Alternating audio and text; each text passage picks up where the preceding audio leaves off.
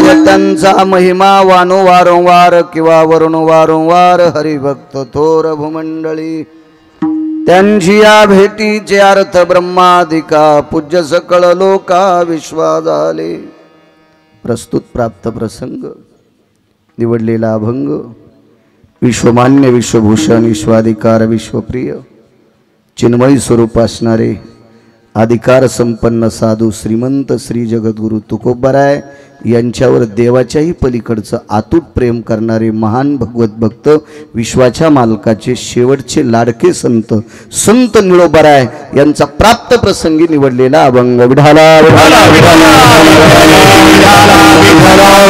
प्राप्त प्रसंगी निवडलेला अभंग निळोबरायांचा आहे। निळोबराय या अभंगाद्वारे प्रतिपादित करतात, मी संतांचा महिमा किती वर्णन करू। सज्जनांनो, याचा अर्थ असा नाही की निळोबरायला संतांचा महिमा वर्णन करता येत नाही किंवा संतांचा महिमा वर्णन करत असताना त्यांना कंटाळा आलाय असं पण नाहीये। ते का तुम्ही आम्ही थोडेच ती निळोबराय आहेत। निळोबराय पण संतांचा महिमाच एवढा व्यापक आहे, एवढा विशाल आहे की निळोबराय स्वतः म्हणतात मी किती वर्णन करू। देव कोणालाही सांगता येईल, देव कोणालाही सांगता येईल, संत नाही सांगता येणार। आपण किती जरी सांगत राहिलो तर संत संपणार नाहीत, एवढी मोठी संत आहेत। संतांची व्यापकता इतकी मोठी आहे, एवढं भक्तीचं सूत्र आहे, एवढं टोक आहे संतांचं की ते आतापर्यंत देवाला सुद्धा कळालं नाही, तर तुमच्या माझ्यासारख्यांची काय कथा आहे। विडाला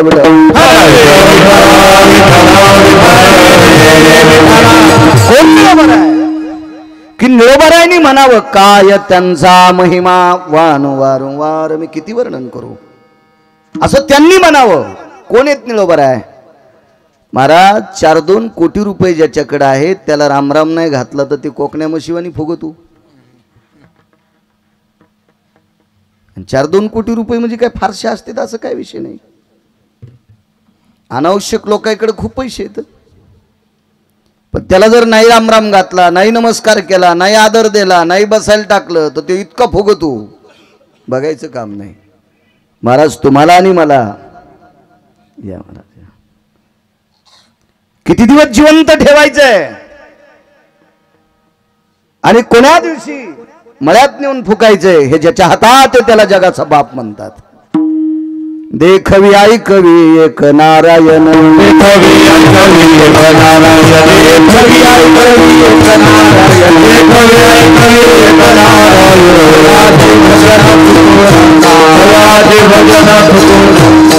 आदि भजन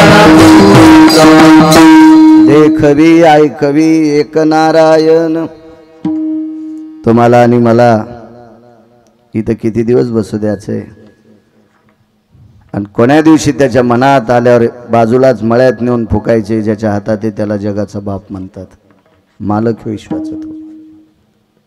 किती कूलर लावल्या महाराष्ट्र गार झाला असता, किती एसी लावल्या। आम्ही ज्यांच्याकडे बसलो ते आबा बेजार होते, कीर्तन कसं करायचं म्हणले, कुठं होत राहील म्हणलं, तुम्ही काय काळजी करता। त्याच्या मनात आल्यावर मंगल कार्यालयात पण होणार नाही, लय मंगल कार्यालय उडून गेले त्याच्या मनातच आल्यावर, आणि त्याच्या मनात आल्यावर उघड्यावर पण होत आहे। किती एशी लावल्यावर बांधाच बा महाराष्ट्र गार होईल, पण त्याच्या मनात आल्यावर त्यानं 10 मिनिटं महाराष्ट्र गार केला। ही ज्याच्यात ताकद आहे त्याला पंढरपुरातला जगाचा बाप म्हणतात, जगाचा बाप। राहिली हंता मग कोटी,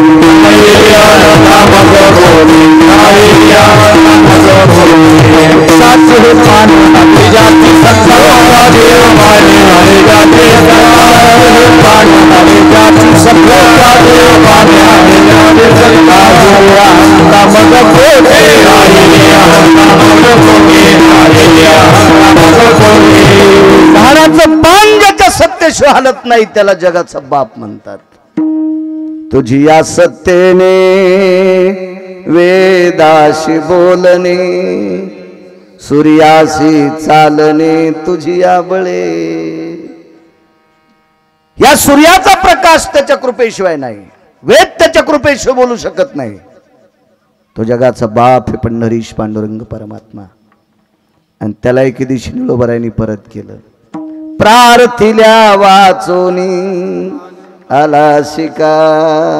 बोलवलं नाही ना देवा तुम्हाला, कशाला आलात? नाही राग आला हो, नाही राग आला. विचार करत होता जगाचा बाप. महाराज मी आलोय ना, पण तुम्ही जरी नाही बोलव तरी आलो नाही. निळा म्हणे आम्ही नोळ खोजी देवा, तो कयाचा धावा करीत असो. निळोबाराय म्हणतात देवा मी फक्त तुकोबारायला मानतोय. खळा खळा डोळ्यातून पाणी आलं. महाराज ज्यांच्या प्रखरवाणीनं देव रडतोय ते निळोबाराय किती अधिकारी असतील, किती अधिकारी असतील. एक नियम सांगू सज्जनांनो, विश्वाच्या पाठीवर निसर्गाचा नियम आतापर्यंत कोणाच्याही बापाला मोडता आलेला नाही. तो पैशावाला असेल कोणी असेल. रावण लय पैशावाला होता, त्याची एक चौकट ऐकल्यावर 13-12 खासदार होता येत होतं. कोणाची मायवेली त्याच्या विरोधात फॉर्म भरायला खासदार केला. रावणाची एक चौकट ऐकल्यावर 13-12 खासदार, 13-12 अशा 7 कोटी चौकटी होत्या. काय पनकडीला गेला त्याचा? तेव्हा समुद्र गोड करील, बांधाजबा स्वर्गाला शिडी करील आणि सोन्याला सुगंध देईल. त्याच्या 3 कल्पना होत्या. या 3ही कल्पना मूर्खपणाचं टोक होतं. समुद्र जर गोड केला असता तर पाऊस पडत नव्हता, पाऊस नसता पडा. मूर्ख कल्पना आहे ती. सोन्याला जर सुगंध दिला असता तर चोरायला सोनं सुकुट ठुलंय हे मालकाला विचारायचं काम पडत नसतं, वास घेतल्यावरच कळलं असतं याच्यात ठुलंय. हेही मूर्खपणाचं टोक होतं. आणि स्वर्गाला जर पायऱ्या केल्या असत्या ना तर आस्वलावानी जी लोळत आहेत का कुत्र्यावानी हे आधी स्वर्गाला गेले असते आणि भजन करणाऱ्याचे धोत्र खाली वळले असते. हे नालायकच वरी गेले असते बोंबलत. हे नालायकच वरी. भजन करणाऱ्याला म्हणले असते ए होय खाली, होय होय खाली. या 3ही कल्पना एकही खरी करू शकला नाही. एवढा मोठा श्रीमंत. तुका म्हणे ज्याची संपदा एवढी, इतकंच बघायची. एवढा मोठा श्रीमंत, त्यालाही दुपारी 2 वाजून 18 मिनिटाला आपटू हाणलंय. 100 आणि 200 क्विंटल सोयाबीन होणाऱ्यानं काय उरफाटू घ्यायचं. कोंबड्या आणि उड्या हानी तू सुंबळ्या. काय पात्रता, काय योग्यता आहे आपली. त्या जगाच्या बापाला परत करावं आणि परत केल्याच्या नंतर विश्वाच्या मालकाने निळोबराय करता रडावं. महाराज रडावं रडावं. विश्वाचा नियम मोडायला लावला तुकोबारायला. आम्हा झाले येणे, आम्हा झाले एका तेली आकारणे, एका तेली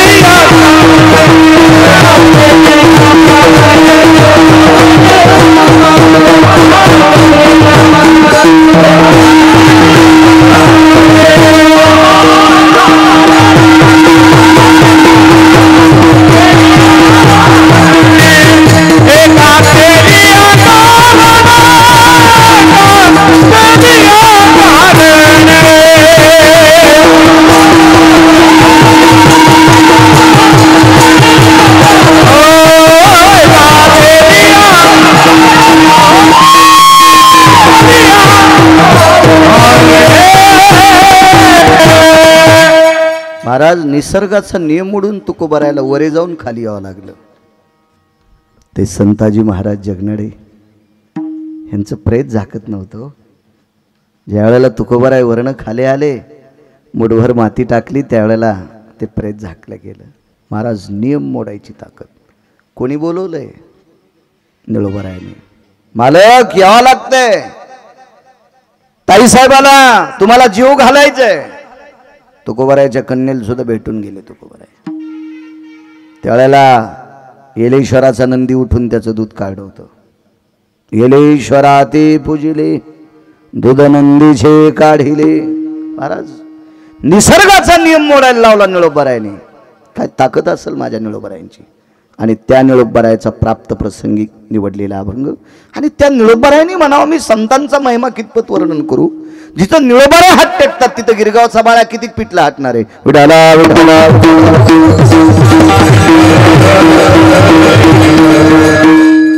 उपस्थित श्रोते, तुम्ही शिवस्वरूप असतात, प्रभू तुम्ही महेशाची मूर्ती. कथा कीर्तनातला श्रोता हा शंकर असतो, शिवस्वरूप असतो. 700 वर्षापूर्वी माझ्या आळंदीतल्या मालकांनी नमूद केलं. तद्वज्ञायानं तुम्ही जेवढा आशीर्वाद देताल तेवढा मी बोलण्याचा प्रयत्न करेल.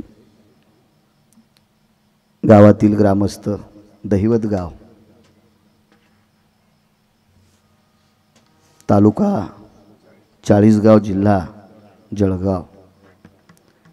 दहिवत ग्रामस्थांच्या वतीने चालत असलेला गेल्या 25 वर्षापासून ही तुमची परंपरा आहे. हा रौप्य महोत्सव मोठ्या श्रद्धेने, मोठ्या अट्टहासाने, मोठ्या असीम प्रयत्नाने, मोठ्या भावयुक्त अंतकरणाने तुम्हा ग्रामस्थांच्या वतीनं चालत आहे.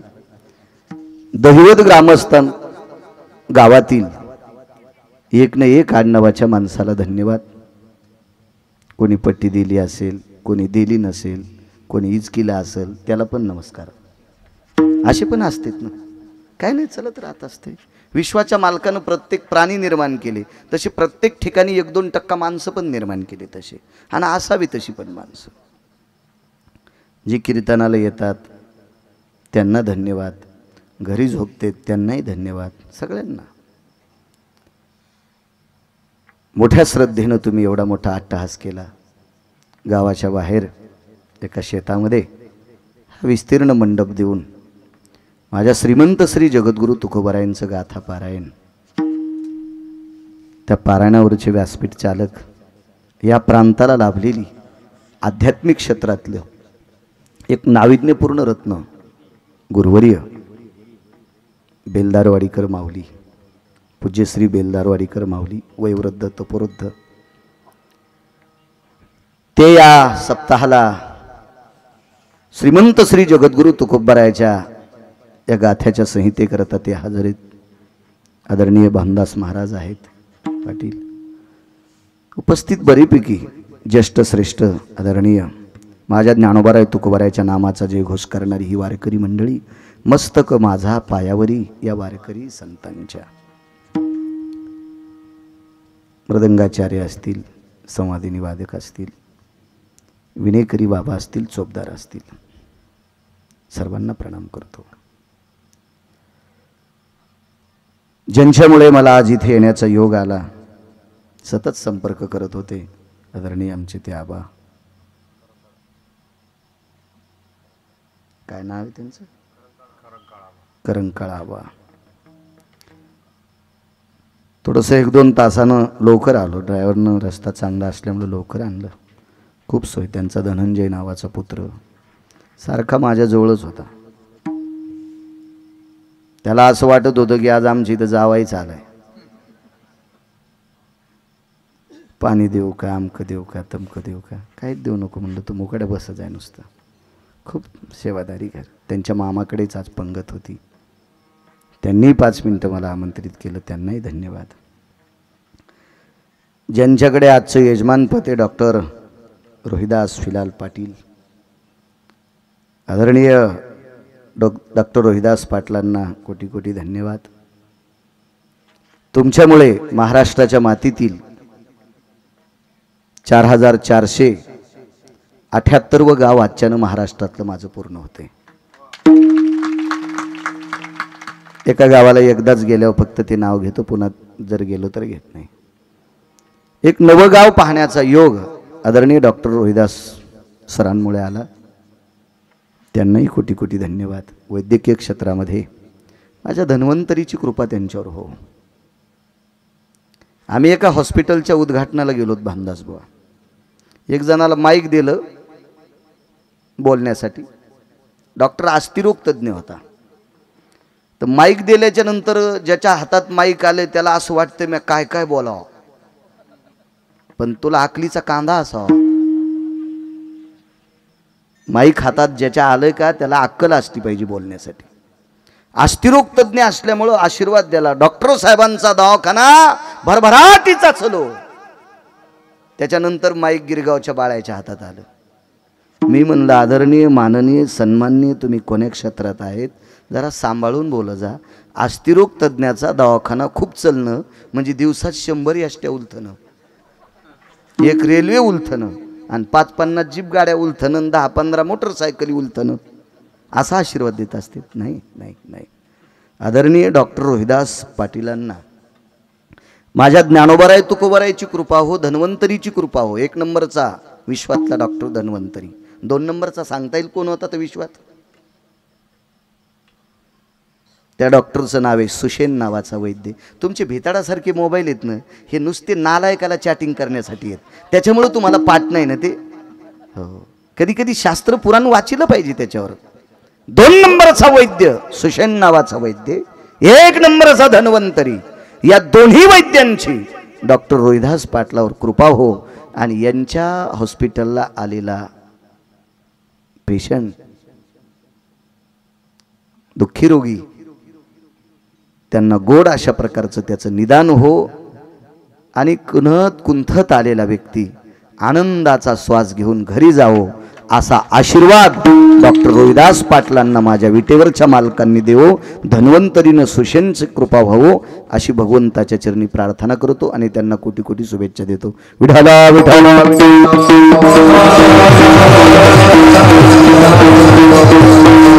काय त्यांचा महिमा वारंवार किती वर्णन करावं संतांचा महिमा.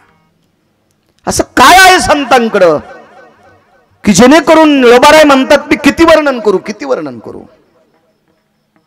अरे संतांकडे काय आहे एका वाक्यात पूर्ण झालंय. एक माणूस म्हणला महाराज पैसे जास्त असल्यावर सुख प्राप्त होते.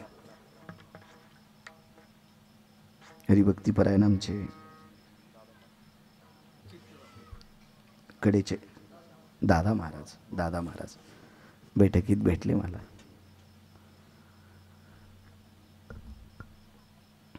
पैसे भरपूर असल्याच्या नंतर सुख भेटते. म्हणलं हरामखोर आहेस तू, त्या बापाची जागिरी का पैशान सुख भेटायला? पैशान सुख रावणाला भेटलं नाही, तुला भेटतोय रे सुंबळ्या. आपल्याकडे पैसे आहेत किती? शेळीचं शेपटाड, शेळीत म्हणतात ना तुमच्याकडे, शेपुडीला शेळीत म्हणतात ना. शेळीच्या शेपूट किती जरी हल्ली तर पाठीवरली माशी उठत नाही. किती येणार देऊ द्या तिने, किती किती किती बी वाऱ्यासारखी शेपूट हलू द्या, पाठीवरली माशी उठती का? नाही. मग आपली संपत्ती शेळीच्या शेपटी एवढी आहे. विशाल रावणाची संपत्ती जर सुख देऊ शकत नाही तर तुम्हाला आम्हाला सुख भेटतं का पैशानं? नाही. पैशानं भोगवादी वस्तू घेऊ शकता. पैशानं गादी घेता येईल 5 लाखाची, झोप मिळते का? पैशानं बंगला बांधता येईल, सुख मिळेल का? पैशानं गाडी घेता येईल, वापस घरी येताल म्हणून विश्वास आहे का? मंत्र्याचं विमान वरची वरीच जळत आहे, तुमची आमची काय कथा आहे? किती सोय असेल त्याच्या विमानाची, किती सोय असेल त्याच्या हेलिकॉप्टरची, पैशानं सुख नाही. महाराज विश्वाच्या मालकाकडे पण सुख नव्हतं. ज्याचं आपण भजन करतो ना त्याच्याकडे पण सुख नव्हतं. कोणी सुख दिलं माहिती आहे? मनवोनी सेवा करी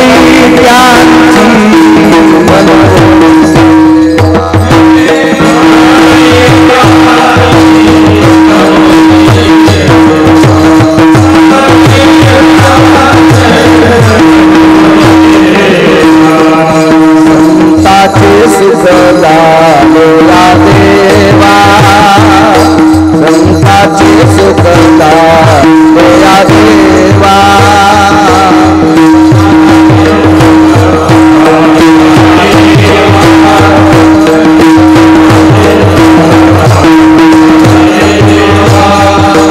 संताचे सुख झालेला देवा, संताचे सुख झालेला देवा.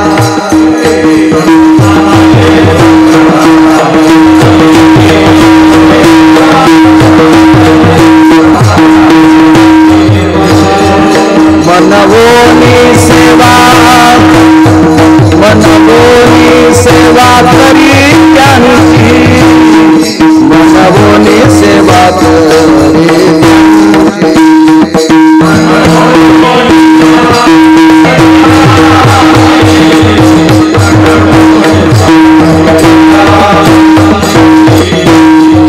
संताचे सुख झाले या देवा, मनवोनी सेवा करी त्यांची. कोण सुख दिले देवाला? संतांनी. या सुखा कारणे देव वेडावला, वैकुंठ सोडोनी संत सदनी राहिला. महाराज, देवाला सुख द्यायची ताकद ज्यांच्या ती मोठी किती असतात कल्पना करा ना. आपण आपल्या घरातल्या लोकांना सुख देऊ शकत नाहीत, देवाला सुख दिलं. एवढी मोठी संत आहेत, एवढी मोठी संत. मुद्दा मांडतो तुमच्या पुढे. जुन्या काळातले शास्त्री होते, प्रचंड विद्वान, प्रचंड अस्खलित विद्वत्ता होती, प्रचंड संस्कृतचे गाढे अभ्यासक.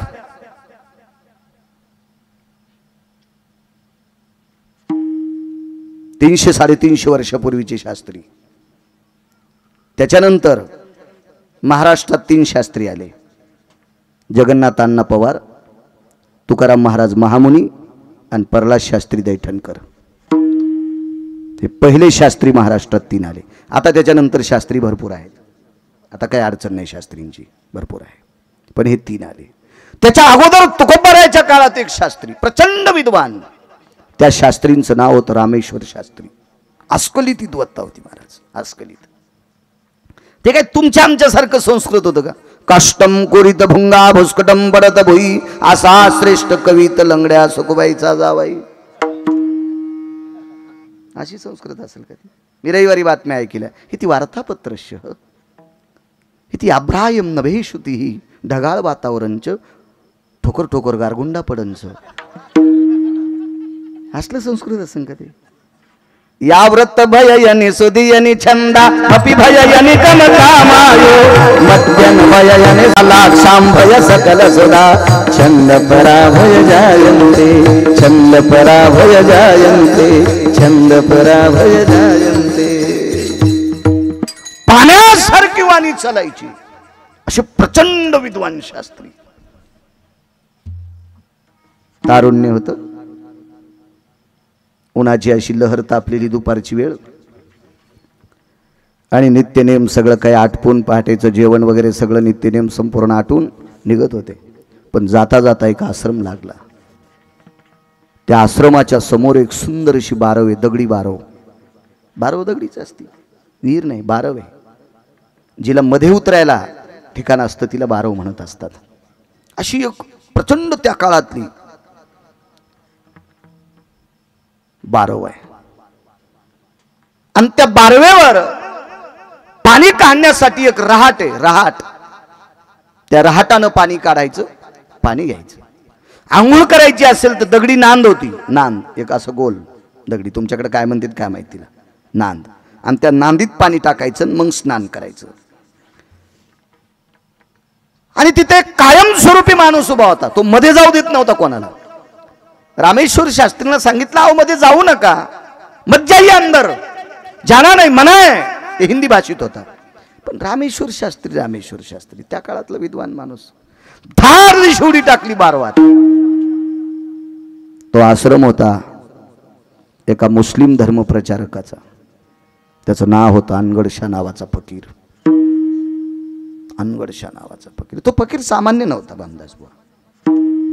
एरवी आपल्याला फकीर भेटत असतील ती फकीरच असतील, पण हा फकीर नव्हता. हा दुकानात धुपन काढीतच नव्हता, इष्ट्यावर उठ टाकून. तो फकीर होता. तो फकीर 4 ब्रह्मवेत्याच्या बरोबरीचा होता, एका ब्रह्मवेत्याच्या बरोबरीचा. जे ब्रह्मवेत्याचा अधिकार असतो का, तितका अधिकार या फकीराचा होता. एवढा मोठा प्रचंड विद्वान फकीर. आणि विचारलं, आवाज कशाचा रे?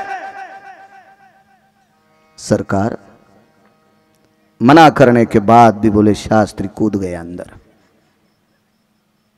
पोहू नका म्हणलं तरी शास्त्रीने उडी टाकली. ठीक आहे बोले, रामेश्वर तैरते रहना. फकीर होते ते. ए रामेश्वर तैरते रहना. आता तो रामेश्वर शास्त्रीला आवाज नाही गेला, पण मधी बसल्या नॅचपशी बसलेलो होतो म्हातारं. ते हिरव्या रंगाचे कपडे होते, डोक्याला हिरव्या रंगाचा कपडा बांधलेला होता, मोराची पेंडी होती, समोर कटोर होतं, चिमटा होता.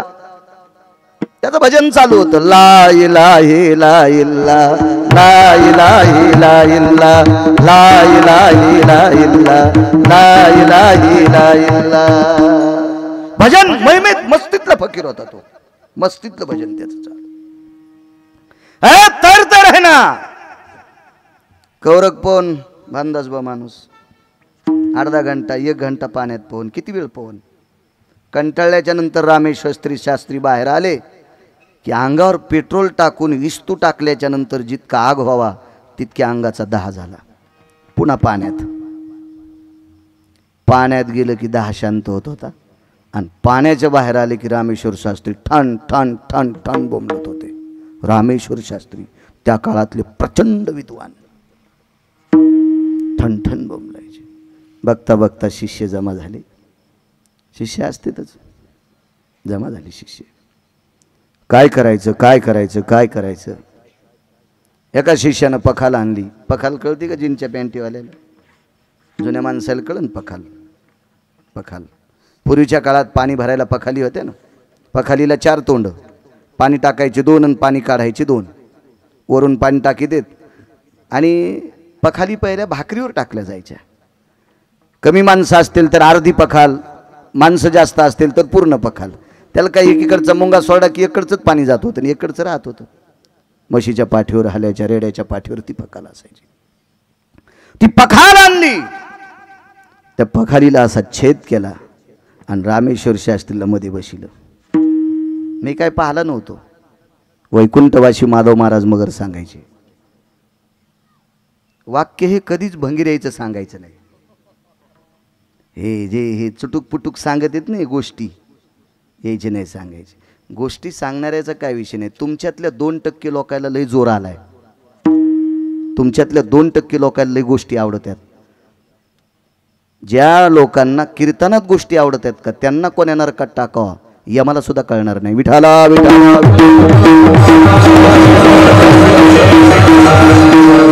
कीर्तनात सटाक्या सांगणाऱ्याला कोण्या नरकात टाकील देव ते तर त्याचं असू द्या, जाऊ द्या त्या भडव्याला. पण याला ज्यानं पाकिट दिलंय का त्याला पण नरकाला जावं लागणार. विठाला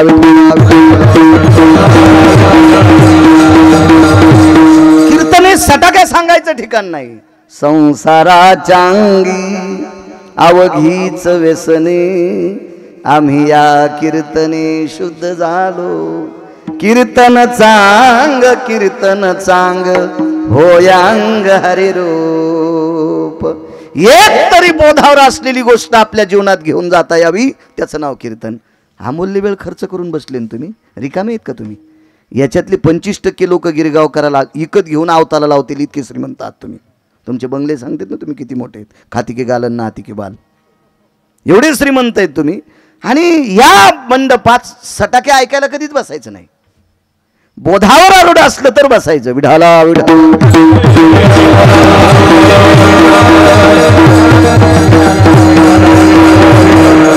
त्या पखालीमध्ये बसवलंय. डोकं उघडे ना, तर तर तर तर घाम आला. लालबुंद डोकं झालं. जळतो रे, मरतो रे, पेटतो रे, पोळतोय रे, दाह होतोय रे. ठण ठण बोंबलू लागले रामेश्वर शास्त्री. ती वही धरली 3 लाकडाची, त्याच्यावर माठ टेकला, माठाला छिद्र पाडलं आणि रामेश्वर शास्त्रीच्या डोक्यावर धार. पण कौरक धरताल महाराज. रामेश्वर शास्त्रीच्या एका सानिध्यातल्या विद्वान व्यक्तीनं, खरं तर रामेश्वर शास्त्रीला सल्ला देतो त्या अर्थी तो किती विद्वान असेल कल्पना करा. आणि रामेश्वर शास्त्रीला सल्ला दिला, याच्यातून मुक्त व्हायचं असेल तर तुकोबा आंबिलेंच्या घरी जावं लागेल. तुकोबारायचं आडनाव आंबिले होतं त्यावेळेस. तुकोबा आंबिले, तुकाराम बोलोबा आंबिले. आंबिलेंच्या वाड्यावर जावं लागेल. रामेश्वर शास्त्री म्हणले काय म्हणतो रे? आंबिलेच्या वाड्यावर मला जवळ आला म्हणला हळून बोला, मरायला त्याकलात. इस्त्यासारखं अंग भाजायला लागले.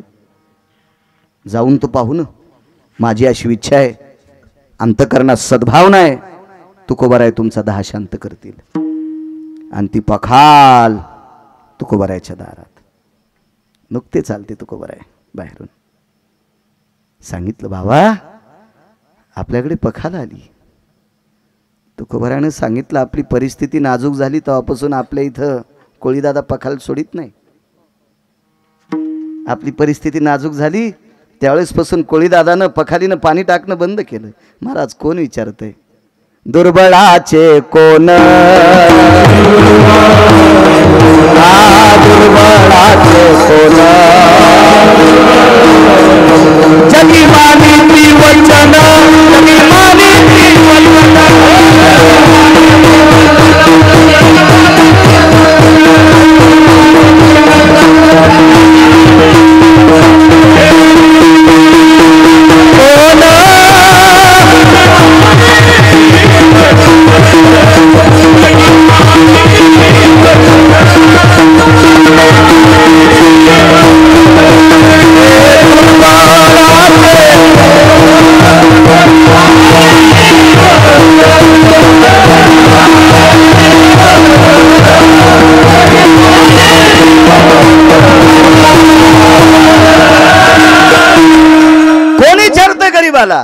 धनवंता लागी सर्व मान्यता हे जगी. म्हणून 35च्या आतल्या सगळ्या तरुणांना विनंती करील, आपल्या वाट्याला जो उद्योग आला तो उद्योग करून 2 पैसे घरी आणि जा. त्याच्याशिवाय किंमत नाही सज्जनांनो. आपल्या रक्ताच्या नात्यातले हरामखोर पाहुणे बजाली निवडी शिवी, आपल्या रक्ताच्या नात्यातली भडवी सोयरे, बुजदिल सोयरे आपली परिस्थिती खराब झाल्यावर आपल्याला लग्नाची पत्रिका देत नाहीत. हा निसर्गाचा नियम आहे. मानित नाहीत महाराज, मानित नाहीत, मानित नाहीत. तुकोबारायची आतली श्रीमंती किती मोठी होती ही कोण्या नालायकाला कळणार आहे? कारण जगाचा बाप तुकोबारायकडे मनाने यायचा. पाहुणे घराशी आजी आले ऋषिकेशी. काय तुकोबारायचा अधिकार होता? तुकोबारायचा अधिकार किती? काळ गुलाम सलाम तुका या घरी राबत असे. मोक्ष स्वप्नात नाही पाहिला. मोक्ष आम्हा घरी कामारी हे दासी होय सांगवायशी तुका म्हणे. आणि मोक्षानं जर काम करता करता भामदास बुवा चूक केली तर मोक्ष सुखा हानो लाता. मोक्षाला लाता हाणणारी माणसं महाराज. जगा काळ खाय आम्ही माथा दिला पाय. एवढं मोठं वैभव तुकोबारायचं. पण भौतिक श्रीमंती जी होती का ती थोडी ढासळी होती. लोक भौतिक बघतात. महाराज मोठ्या गाडीत आला की लोकांना वाटतं लय विद्वान असेल. सुंबळे आहेस का काय तू? महाराज गाडीवर विद्वान नसतो, कपड्यावर विद्वान नसतोय, सोनं घातल्या विद्वान नसतोय. या महाराष्ट्रातला वारकरी संप्रदायातला महाराज हा आचरणावरून ओळखायचा असतोय. विठाला विठाला.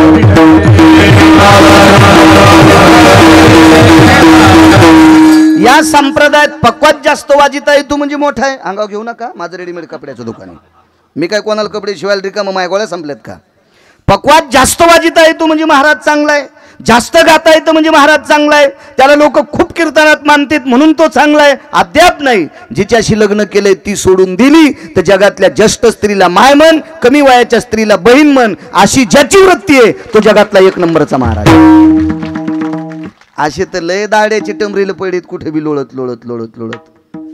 अभ्यासाला कमी नाही आणि आचरण तिळभर नाही, तिळभर नाही. असे कुंटलानं लोळायलेत, कुंटलानं. मालक मानित नाही त्यांना. विडाला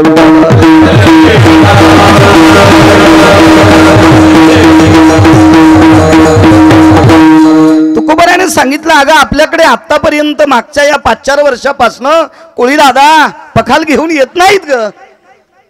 बाबा हो आलेत.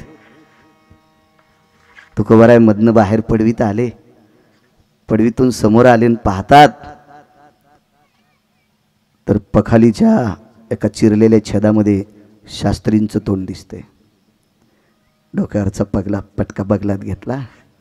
वाकत वाकत पखालीच्या जवळ आले. महाराज मोठ्या अंतकरणाची लोक मोठी असतात. समुद्र समुद्रच असतो.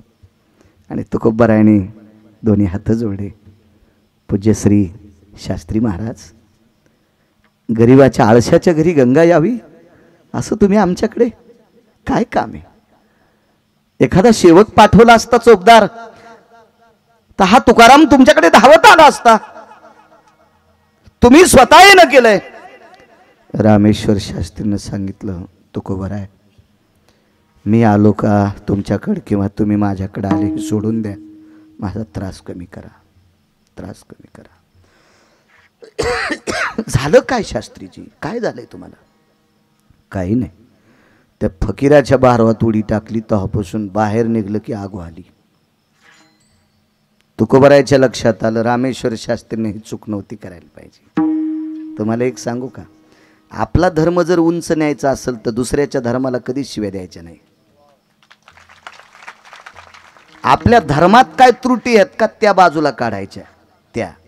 हो, संप्रदाय जर उंच न्यायचा असेल तर आपल्या त्रुटी बाजूला का. दिंडीत नाईट पॅन्टीवर पकवा द्या,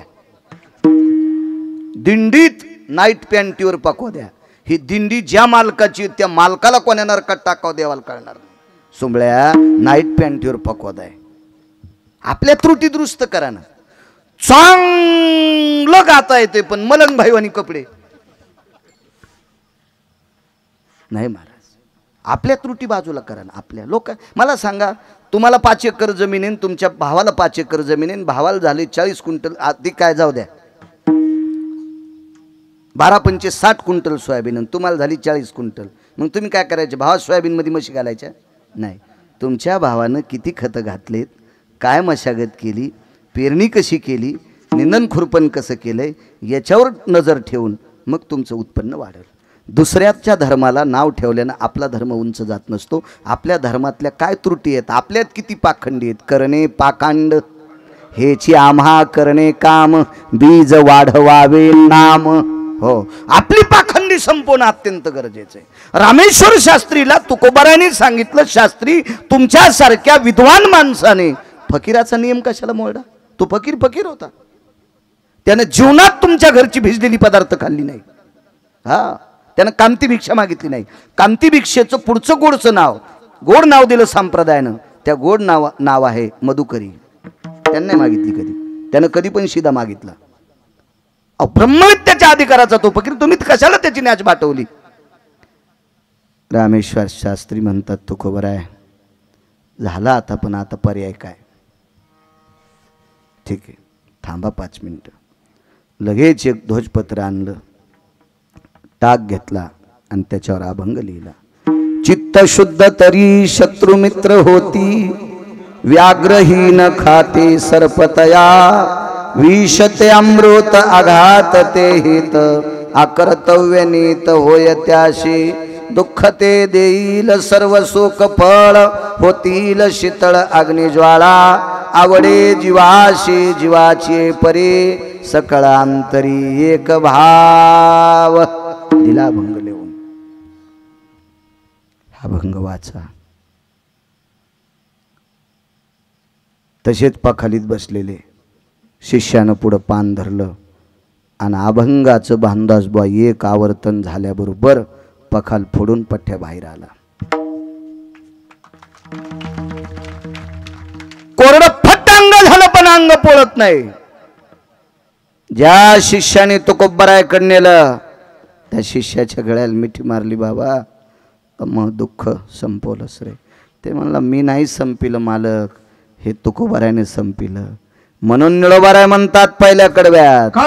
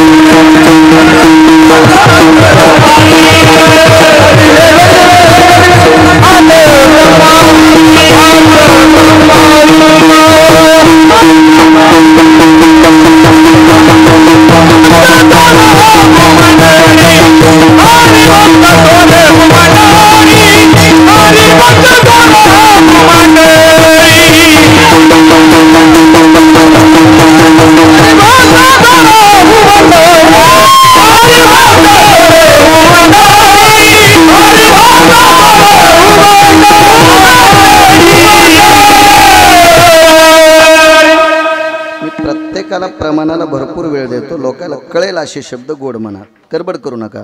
विढाला आतापर्यंत 23.5 वर्षात एकाही गायकाचा अपमान मी केलेला नाही आणि करणारही नाही. नाही आवडला त्याला मानणार नाही, त्याची स्तुती करणार नाही, पण त्याचा अपमान करणार नाही. विढाला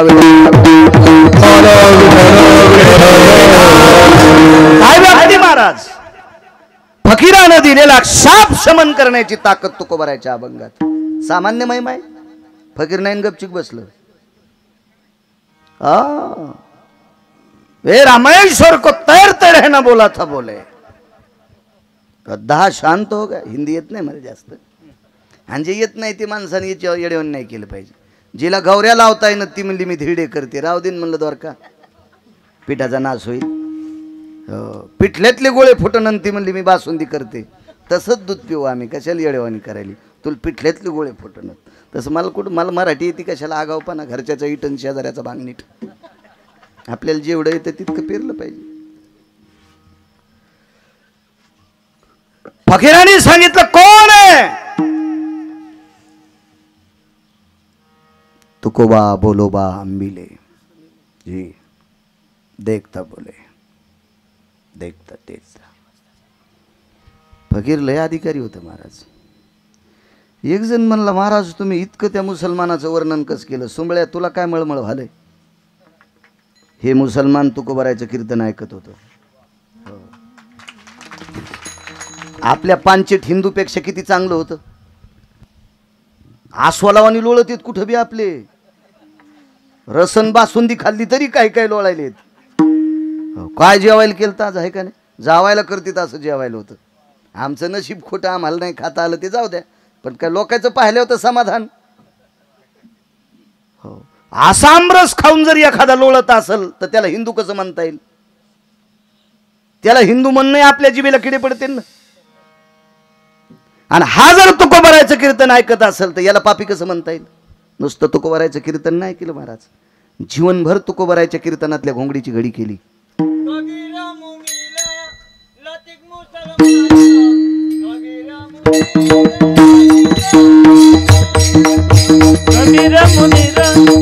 लतीफ मुसलमान कबीर मुनीरा लतीफ मुसलमान. माईक नाही त्यांच्याकडे. कबीर मोमीन लतीफा मुसलमान शेना नावे जान विष्णुदास. गोड प्रमाण दे. आपल्या संप्रदायात जातीवाद नाही. वा छान छान छान. हसतेत कधी कधी. तुम्हाला एक सांगू का, जातवान बैल मथारा झाला तरी तिपणीचा तास सरळ आणतो. आता यायचं इतकं वर्णन केलं तरी एखादा म्हणून वर्णन केलं पण तुम्हाला बैल म्हणला ना. असे काही हरामखोर काड्या करणार असते. जुनी जुनी माणसं. प्रमाण छान दिलं. वा छान. हे फकीर एके दिवशी भिक्षेला गेलते. एक गणपतीचे उपासक होते. भगवान चिंतामणी देव, भगवान चिंतामणीचे उपासक गणपती बाप्पाचे. अहो भिक्षा मागितल्याबरोबर 13.5 क्विंटल गहू टाकले तरी कटोर भरलंच नव्हतं. आणि कटोऱ्यात गहू बसते 2.5 किलो 2.5 किलो कटोऱ्यात. 13.5 क्विंटल टाकले तरी कटोर भरत नव्हतं. वापस देऊन टाकले गहू. वारा झाकला त्याचा. इतकी गहू. सिद्ध फकीर येतो, सिद्ध फकीर. आणि ज्या तुकोबारायांनी मी दिलेला शाप रामेश्वर शास्त्रीचा शमन केलाय, बघतो म्हणे त्या तुकोबारायांची. बघतो. रागानं लाल झालतं ते. लाल लाल झालतो लाल. आणि तुकोबारायच्या दारात गेलं. भिक्षाम देहि मा. आता या आपल्या भाषेतली भिक्षा आहे, ती त्यांच्या भाषेत म्हणणं रसुल्लेर. पुढचं जाऊ द्या आता. त्यांच्या भाषेत चिमुकली बाहेर आली. तुकोबारायची कन्या. पाहलं. आई माय ग. हे आपले शब्द आहेत बरं का. आई माय बाई आपले शब्द आहेत. काय गोड शब्द आहे माय. 5,000 कोटीची प्रॉपर्टी असावं भांदाज बुवा. तुमच्या माझ्या अंगावर कपडे आहेत असेच कपडे असावा आणि खांद्यावर अशी धर्माची पताका असावा आणि 5,000 कोटीची बाई पोर्चमध्ये बसलेली असावा आणि तिला एकच म्हणा, माय भाकरी मिळेल, जर तिनं गावरान तूप लावून चपाती नाही दिली तर मला बाळ्या म्हणू नका. मात्र 2 गोष्टी सांभाळणं, वेश वारकऱ्याचा असावा, खांद्यावर पताका असावा आणि तिला माय म्हणावा. तिला जर मम्मी म्हणलं तर, तिला जर मम्मी म्हणलं तर कसं पेट्रोल निघल्यावर शब्द बाहेर पडतो. इतका अतिरेक झाला. सप्त्याला दम नाही, भागवताला दम नाही, रामायणाला दम नाही, पारायणाला दम नाही आणि भंगिऱ्याला गुण नाही. अंमलात कोणी आणीन ना, अंमलात आणीन कोणी अंमलात. आपली शब्द दादा, बाबा, तात्या, आबा, नाना, अण्णा, काका, जिजा, काय शब्द आहे तो, भारदस्त शब्द आहेत, भारदस्त शब्द.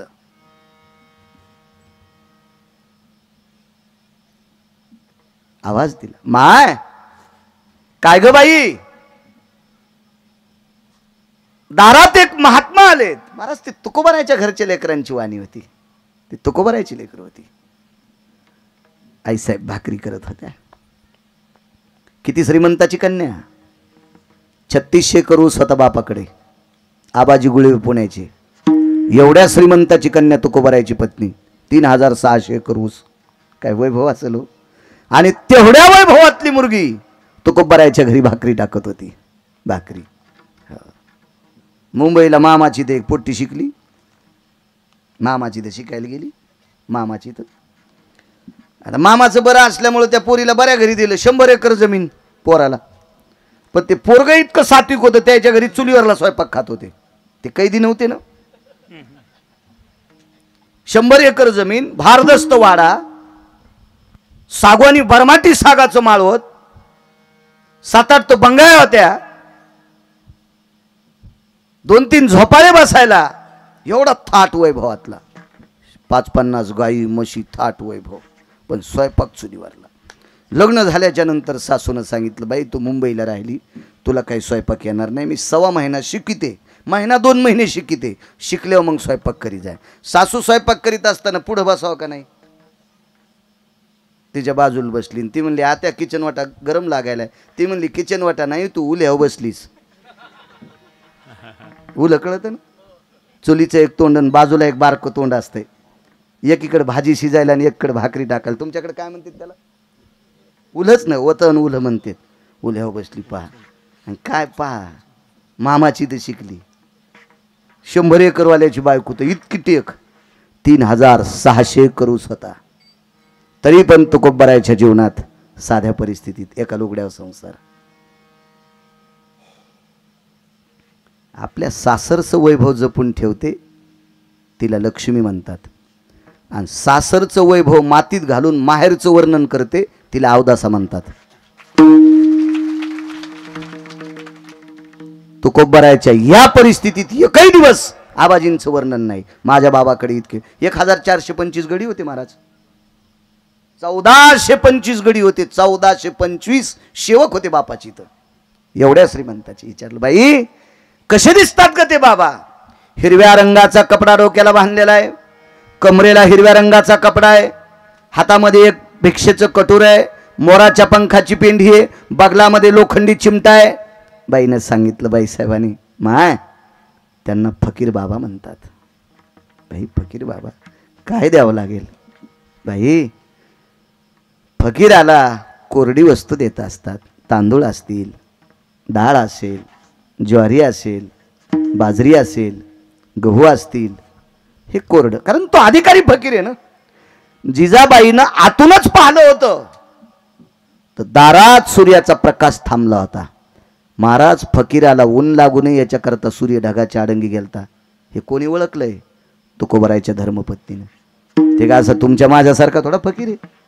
ज्याला घाम निघू नये म्हणून त्याच्या डोक्यावर सूर्यानं सावली धरली, एवढा फकीर आहे. त्याला कसे द्यावं पाणी टाकलेली पदार्थ? आपल्याकडे काही नाही ग. फकीर कंटाळून खाली बसलं. त्याला परीक्षाच पाहायची होती की मी दिलेला रामेश्वर शास्त्रीचा शाप ज्या तुकोबाने संपून टाकावा, ते तुकोबा कोण आहेत? एक तर बघण्यासाठी आणि दुसरी गोष्ट आपल्या परीक्षेत पास आहेत का, आपल्यापेक्षा श्रेष्ठ आहेत का, हे बघण्यासाठी फकीर आलेला होता. बसलं मांडी घालून तिथं. महाराज लय वजनातलं फकीर ते, पण बसलं खाली. जिजाबाईनं विचारलं, बाई गेलेत का फकीर? नाही. माय काय जाऊ ग एवढ्या मोठ्या माणसापुढे, एवढे मोठे फकीर बाबा आहेत, मी त्यांना काय म्हणू, आपल्याकडे काय नाही. तुकोबारायच्या कन्येनं सांगितलं, आई मी बोलते ना त्यांना. बोल माय तुझ्या परिस्थितीत, पण आई आपल्याकडं खरंच पीठ नाही का ग, ज्वारीचं बाजरीचं गव्हाचं पीठ नाही? नाही ग नाही ना. हात घातला पिठाच्या गाडग्यात. त्यावेळेला सगळ्या वस्तूला गाडगेच होते महाराज. आता या डब्याचा सुकाळ झालाय म्हणून डब्बे जास्त झाले.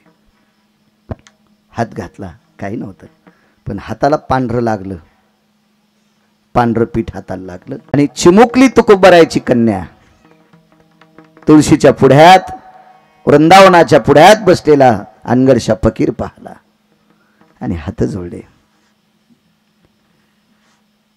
हात जोड्याबरोबर खाली बसलेला मांडी घातलेला फकीर तुकोबारायच्या कन्येकडे पाहत होता आणि हात जोडले. फकीर बाबा, आमचे बाबा घरी नाहीत, माफ करा फकीर बाबा. फकीर बाबा, आमचे बाबा असते तर तुम्हाला काहीतरी दिलं असतं फकीर बाबा. कधी हात जोडायच्या, कधी दोन्ही हात छातीला लावायच्या. फकीर बाबा, आमच्याकडे काही नाही, तुम्हाला देण्यायोग्यतेचा पदार्थ आमच्याकडे नाही फकीर बाबा. फकीर बाबा, तुम्ही उदात्त अंतकरणाची माणसं आहात, महात्मा आहात. आम्हा गरीबाच्या दारातून तुम्ही विन्मुख जाता फकीर बाबा. आम्हा गरीब वारकरी माणसांना माफ करा फकीर बाबा. हिरवगार तुळशीचं झाड होतं. फकीर बाबा, या पवित्र देवतरूच्या तुळशीच्या साक्षीने सांगते फकीर बाबा, आमच्याकडे पीठ नाही, आमच्याकडे तांदूळ नाहीत, आमच्याकडे डाळ नाही, आमच्याकडे गहू नाही, आमच्याकडे ज्वारी नाही. जेवढं पीठ होतं तेवढं काटोटीत घेतलं आणि पाणी टाकलंय त्याच्यात. माझ्या आईनं सांगितलं फकीर बाबाला पाण्याची पदार्थ वाढू नये, म्हणून माफ करा फकीर बाबा. पुन्हा जर कधी आमच्याकडे आले, माझे बाबा जर घरी असले तर काही करून पण तुम्हाला काहीतरी देतील फकीर बाबा. माझे बाबाने आतापर्यंत या वाड्यातून कोणाला विन्मुख जाऊ दिलं नाही फकीर बाबा, माफ करा. फकीराला भिक्षेचं नाही पडलं अंदाजवा. फकीराच्या लक्षात आलं, तुकोबाराय काय असतील देव जाणे, खुदा जाणे. पण या तुकोबारायच्या, किंवा तो तुकोबाराय तिलाही समजित असेल, त्या कुमारिकेलाही समजित असेल, घरची माणसं काय आहेत म्हणे, काय माणसं आहेत. मांडी घालून बसलेला फकीर मांडीवरचा, मांडी खालचा चिमटा बगलात दाबला, मोराची पेंडी हातात घेतली, मोराच्या पंखाची, आणि डाव्या हातानं कटोरं उचलीत असताना कटोरं उचलत नव्हतं, कटोरं उचलत नव्हतं. म्हणून तोंडाकडे पाहणाऱ्या फकीरानं कटोरं का उचलत नाही म्हणून खाली पाहिलं तर कटोरं भरून उतू गेलेलं होतं, सांडून गेलेलं होतं.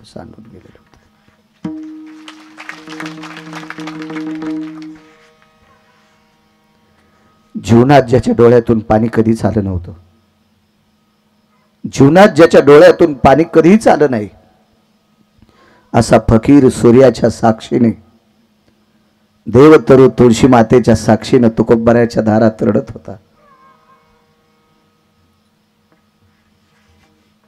उजव्या हातात मोराच्या पंखाची पेंडी घेतली आणि श्रीमंत श्री जगद्गुरु तुकोबारायच्या कन्येचे पाय झाडीत होता, पेंडीनं पाय.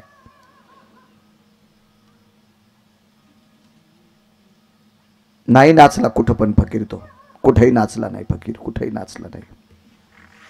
आज तो फकीर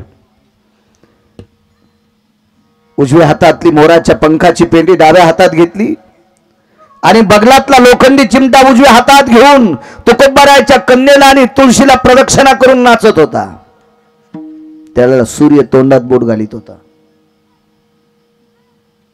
बापरे, काय फकीर आहे. जीवनभर महिमेत जीवन जगलेला फकीर तुकोबराच्या मुलीला प्रदक्षिणा करतोय. लोटांगण घातलं. धन्य झालो तुकोबरा, धन्य झालो तुकोबरा, धन्य झालो तुकोबरा. चिमुकलीनं सांगितलं, फकीर बाबा, जिला तुम्ही तुकोबराय म्हणतात ती तुकोबरायची मुलगी आहे, आणि तुकोबराय माझे बाबा आहेत ते घरी नाहीत. गालात आणून घेतलं. गाल बुडू लागला फकीर. 13.5 क्विंटल गहू टाकल्यावर कटोर भरत नाही. पिठानं भरलेला हात जोडल्याच्या नंतर, कण पडल्याच्या नंतर एवढं सिद्ध कटोर भरतय. ते वारकऱ्याच्या मुलीत ताकद आहे, या तुकोबराच्या मुलीत ताकद आहे. तर त्या तुकोबराचा अधिकार किती मोठा असेल, म्हणून मालक पहिल्या कडव्यात म्हणतात.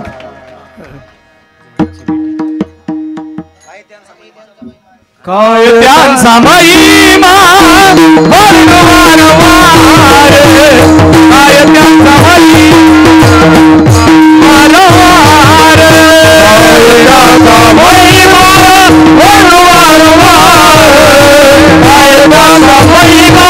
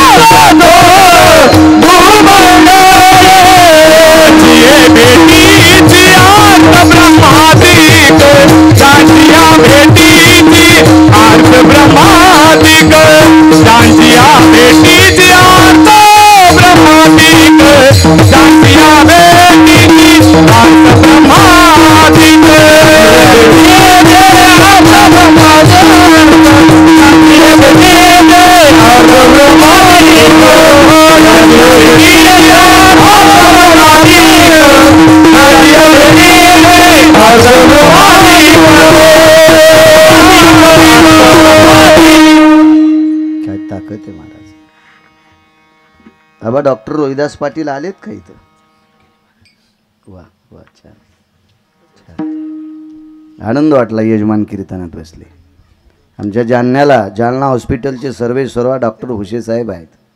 खूप आध्यात्मिक, खूप पारमार्थिक आहेत. माझा अपघात झाला त्यावेळेला त्यांनीच या शरीरावर चर्या केली. मी इतका कडक बोलतो पण नाईलाज आहे माझा, मला बसावं लागतंय. माझ्या बॉईल जनला डॉक्टर साहेब क्रॅक आहे म्हणून मला उभं राहता येत नाही. मी ज्ञानोबाच्या तुकोबाराच्या वारीत चालतो, आळंदी पंढरी चालतो, फक्त उभं राहिल्यावर कंपन होते म्हणून मला बसावं लागते. त्याबद्दल माफी मागतोय. विठाला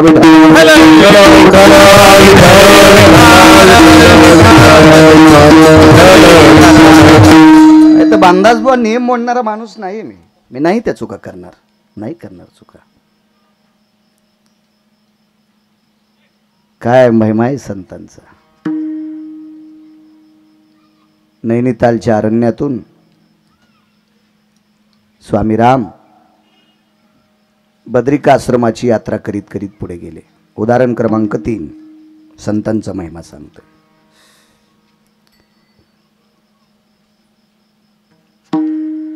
आणि त्या दिव्य सरितेच्या बाजूला एक आश्रम आहे. तो आश्रम एका अनुरागी साधूचा आहे. डॉक्टर साहेब फार मोठे अनुरागी साधू. त्या साधूला टोपण नाव पडलेले क्रोधी बाबा. त्यांचं नाव क्रोधी बाबा आहे. हे नाव का पडलं माहितीये का? तुम्ही आम्ही दर्शनाला गेले की ते बसू देत नव्हते. हे चल भाग, आपण नाही बैठना, चल निकाल, असं कोणावर बघते. चल दर्शन होगा, चल चल चल. नाही कोणी उठला की दगड हाणायचे. मग लोकांनी नाव ठेवलं क्रोधी बाबा. माणसं बहादर आहेत नाव ठेवायला, बहादर नाव आहेत. आणि काय माणसं ते वागण्यावर नाव ठेवित असतात. आपल्याकडं माझघर कळतं का तुम्हाला? माझघर राणीवासा नाही कळणार. हे ओरिजिनल शब्द आहेत ना महाराष्ट्रातले, हे नाही कळणार तुम्हाला. बेडरूम, हां ती कळण हां ते कसं नाही कळणार. बँकेत पैसे उचलायला बाई करा सही तर लावा शाही, तिला पण बेडरूम कळती. माझघर नाही कळणार. राणीवासा. आपल्या ओरिजिनल भाषेचं नाव काय? मराठी भाषेचं हां नाही कळणार. ते मराठीत ज्यानं MA केले त्याला सांग म्हणा. हां इंग्रजीतलं सगळं सांगता येईल. इंग्रजी येऊ नये असं माझं मत नाही, माझ्या आळंदीतल्या मालकाला भाषा 56 येत होत्या, पण कौतुक कोण्या भाषेचं केलं? माझा मराठाची किंवा ये मराठीचे नगरी ब्रह्मविद्येचा सुकाळ. काय ताकद महाराज, भाषा किती येत होत्या? 56 येत होत्या. केला शे गौरव, 56 भाषा येत होत्या. 56 सगळ्या भाषा शिका, पण आपली सांभाळून शिका ना. आपल्या भाषेचं नाव आहे देवनागरी नावाची भाषा, लिपी, देवनागरी लिपी. आल्या पाहिजे भाषा. कोण म्हणतं येऊ नये, यावं, पण आपली सांभाळून. एका माणसानं 100 लुगडे घेतले. लुगडे कळत येत ना, लुगडे 100 लुगडे बाजारात गरीबाच्या बायाला वाटले. पुण्य आहे त्याबद्दल, पण बायकोची साडी फाटकी आणि सुंबळ्या. आधी बाप्पाप्याच्या माईल नेसवणं, आधी बायकोला लुगडं नेसन मग बाजारात वाट. हा नियम आहे डॉक्टर साहेब. बायको उघडी आणि लोकांच्या बायकाला लुगडे वाचायला कसं शक्य येते? आपली भाषा येत नाही, दुसऱ्या शिकायला आहे, कसं शक्य येते? आपलं आलं पाहिजे, आधी आपलं जतन केलं पाहिजे. आपण काय करतो माहितीये का? वरच्या गोष्टी. पाकगृह, स्वयंपाकघर कशाला म्हणतात पाकगृह? रातच्या 2 वाजता जरी माणूस आला तर 2-3 भाकरी सापडतात, त्याला पाकगृह. एक तरी भाकरी सापडून 2 पाहुण्याला अर्धी तरी 2 वाजता रातच्या खायला भेटन, त्याचं नाव स्वयंपाकघर. 2च लोकांची किचकिच चलती, त्याचं नाव किचनघर. तिसऱ्या माणसाला काहीच नाही, 2च तोंड खिचडीन बोंड. त्या घरात तिसऱ्या माणसाला कुटका भेटत नाही, दोघांचीच किचकिच, त्याचं नाव किचन. वागण्यानुसार पडत असते. क्रोधी बाबा, शास्त्रींचं गाव, आचार्यांचं गाव, पंडिताचं गाव, सिद्धांचं गाव, तप्यांचं गाव, मुनींचं गाव, एवढं मोठं गाव. त्या गावात 5-50 शास्त्री होते आणि एका शास्त्रीच्या खांद्यावर हात टाकला. रामेश्वर शास्त्री, रामेश्वर नाही, स्वामी रामांनी, चुकून बोललो, स्वामी रामांनी. स्वामी राम कोण? 1949 ते 51 शंकराचार्य, एका पीठाचे शंकराचार्य होते स्वामी राम. 2च वर्ष पद घेतलं. 3ऱ्या वर्षी दंड दुसऱ्याकडे देऊन टाकला आणि आपण तीर्थयात्रेकरता निघून गेले. स्वामीराम फार प्रचंड विद्वान व्यक्ती होऊन गेली. भारत देशाला लाभलेलं रत्न स्वामीराम. कधी कधी आपल्या देशातले साधू वाची जा. हिमालयातल्या साधूंचं एक स्वतंत्र पुस्तक आहे. बघा बघा बघा, तो संग्रह वाचा. काय देश आहे आपला, काय सिद्धता या देशामध्ये. कोणामुळे देश अस्तित्वात आहे, कोणाचे संस्कार या देशावर आहेत, याचं सुलभ चरित्र संतांचं वाचा, लक्षात घ्या. बघा किती मोठा आहे देश. आणि मग त्या शास्त्रीच्या खांद्यावर हात टाकल्याबरोबर त्या शास्त्रीला आनंद वाटला. स्वामी रामांनी आपल्या खांद्यावर हात टाकलाय आणि स्वामींच्या त्या शास्त्रीच्या खांद्यावर हात टाकीत गंगेच्या तीरानं वरी चढत चढत चढत डोंगर चढत होते आणि या शास्त्रीला हातपाय चळचळ चळचळ कापत होते. स्वामी रामांनी विचारलं, अरे का ये पैर लटपट रहे, क्यों क्यों क्यों? बोले क्यों? हिंदी भाषित होते थे. नहीं बोले ऊपर नहीं जाने का, वहां तो क्रोधी बाबा है. बोले वो फतरे मारता है. बोले ए चल मेरे साथ है तू, चल. स्वामी रामांचा खांद्यावर हात असला तरी लटलट लटलट कापत होता. शास्त्री नुसता साधा शास्त्री रे, प्रचंड विद्वान शास्त्री क्रोधी बाबाला भेट होते. आणि 14 किलोमीटर अंतर होतं खालून वरे. चालत चालत चालत डोंगरावर गेले आणि ते क्रोधी बाबा पूर्व दिशेकडे तोंड करून एका दगडावर बसले. दुपारची वेळ आहे. कार कार कार कार कार कार कार तापलेलं ऊन आहे. एक पक्षी सुद्धा बाहेर नाही. सगळी झाडाच्या पानाच्या बुंथ्यात जाऊन बसलेले पक्षी आहेत. काही दिसत नाही. शांत वातावरण. एवढं प्रचंड ऊन आहे. आणि त्या उन्हात दगडावर बसून पूर्वेकडे बघून डोळे झाकून भगवंताची साधना चालू आहे. स्वामी राम गेले. उन्हाळ्याचे दिवस असल्यामुळं पायाखाली काड्या पानं वाजत गेले आणि स्वामी रामांनी नमस्कार केला. नमस्कार केल्याबरोबर डोळे उघडे स्वामी रामाकडे बघून मान वाकिली. जीवनात त्या साधून कोणाकडे वाकिली नाही. महाराज मस्तीतले साधू होते, ते महिमेतले होते. तुम्हाला सांगतो, गावरान तुपातल्या चपात्या खाणारे 1000 कुत्रे जरी हाती सोडले तरी हाती कुत्र्याला मोजित नाही.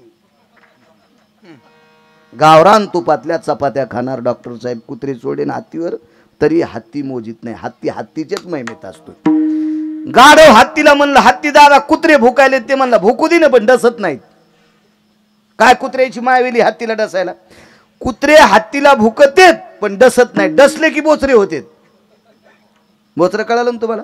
हत्तीची त्वचा तितकी कठीण असते. कुत्रं डसलं की त्याचे दात त्वचेत जाते आणि रिकामाच खोबळा घेऊन बाहेर येते. म्हणून कुत्रे लय शहाणे आहेत, फक्त भुकत आहेत पण डसत नाहीत. अशी प्रत्येक क्षेत्रात कुत्रे असतात. तेच भुकायचंच काम असतंय, भुकायचंच काम. हे केलंच खाऊन तू कुत्रे आहेस सोमळ्या. तू जरी 2 पाय असतील माणसासारखे तरी तुझ्या गुण कुत्र्याचे येत ना. विठाला विठाला